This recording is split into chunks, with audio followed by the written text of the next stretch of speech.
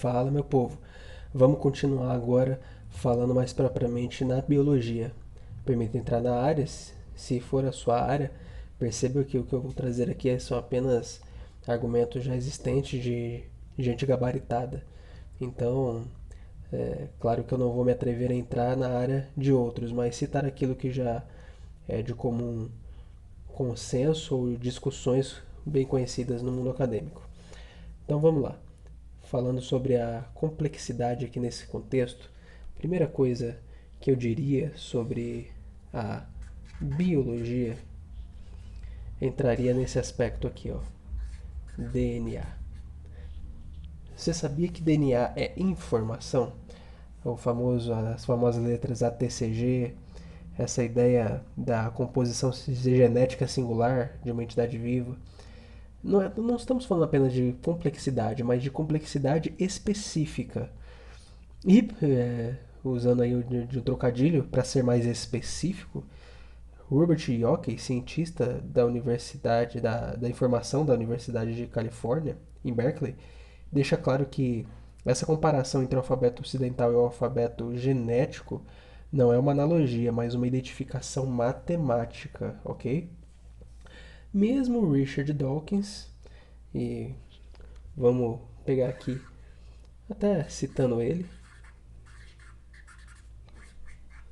Richard Dawkins, cientista darwinista convicto, bem conhecido aí do pessoal, e professor de zoologia, ele admite que a mensagem encontrada apenas no núcleo de uma pequena ameba é maior do que 30 volumes. 30 volumes combinados de enciclopédia britânica. E não estamos nem falando da ameba inteira, tá? Que teria tanta informação quanto 1.000 conjuntos completos dessa mesma enciclopédia. A coisa é muito profunda. Vamos fazer aqui outras citações. Os cientistas, nós sabemos até hoje, foram incapazes de combinar elementos químicos num tubo de ensaio e chegar a uma molécula de DNA, quanto mais produzirem a vida. Então, assim, de fato, todos os experimentos planejados para gerar vida espontaneamente não apenas fracassaram, mas também sofrem de aplicação inválida de inteligência. Por que então deveríamos acreditar que um processo aleatório pode fazer aquilo que brilhantes cientistas não puderam? E mesmo assim, mesmo que esses cientistas terminassem criando vida em laboratório, isso provaria a criação. Por quê? Porque os esforços deles mostrariam que é necessário haver muita inteligência para criar vida. Dawkins escreve, e deixo essa citação: a biologia é o estudo das coisas complicadas que dão a aparência, ok? A aparência de terem sido planejadas com um propósito. Mesmo um dos mais ferrenhos ateus vai ter que concordar que existe algo muito estranho apontando para algo além de simples causas. E é nessas horas que mais parece que ateus acabam invocando Deus Tempo no templo do acaso. Mas pense comigo, fazendo uma comparação. Existe um dilema muito semelhante a um ovo, tá? Aquele do ovo e da galinha. Então, tente imaginar. Faz de conta que isso é uma galinha, tá? E existe algo muito semelhante em relação ao DNA, porque o DNA depende de proteína para sua produção, mas as proteínas dependem do DNA para sua produção também.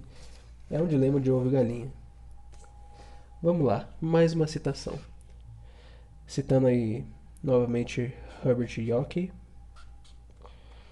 ele percebe que em relação aos darwinistas, ele escreve: a crença de que a vida na Terra surgiu espontaneamente com base em uma matéria inanimada é simplesmente uma questão de fé, num reducionismo profundo, está baseada inteiramente em ideologia.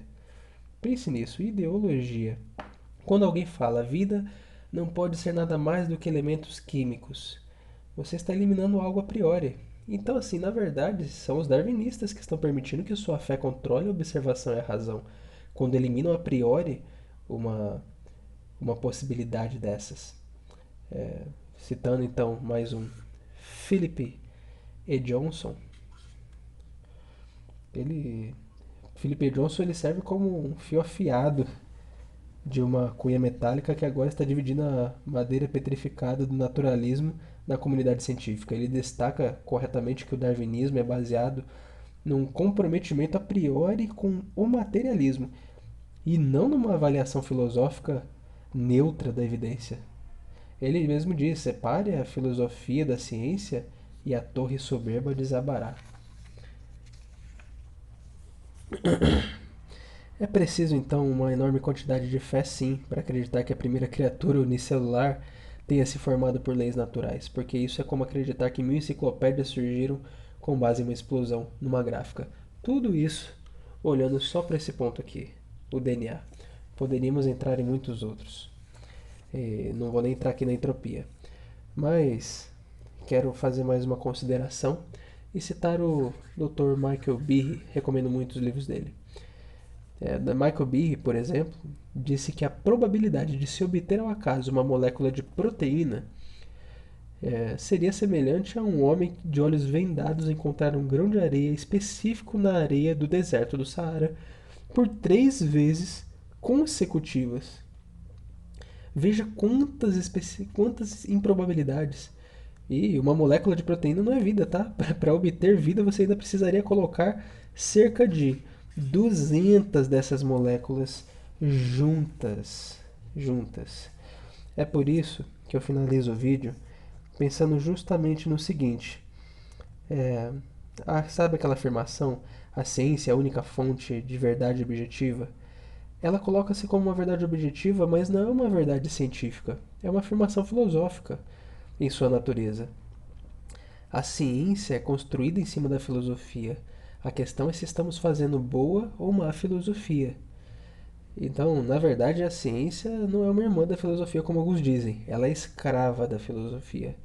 A minha dica para você, ateu, ou para você que defende o teísmo, é que você não parta a priori. Não pegue uma preconcepção e elimine as possibilidades.